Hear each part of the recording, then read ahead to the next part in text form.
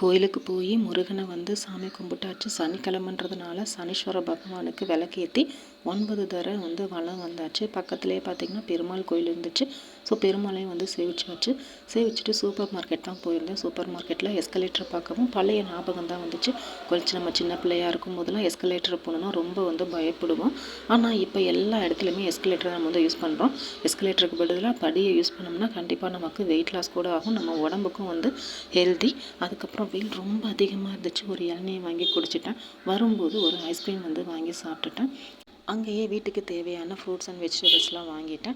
பச்சைப்பழம்னா எனக்கு ரொம்ப பிடிக்கும். ஸோ அதனால் வந்து பச்சைப்பழம், அதுக்கப்புறம் சாத்துக்குடி ரேட் கம்மியாக இருந்துச்சு. ஸோ சாத்துக்குடி, கிர்னி பழம், நெல்லிக்காய்லாம் வாங்கியிருந்தேன். நெல்லிக்காய் ஜூஸ் வந்து டெய்லி வந்து குடித்தா உடம்புக்கு வந்து ரொம்ப நல்லது. விட்டமின் சி வந்து அதில் அதிகமாக இருக்குது.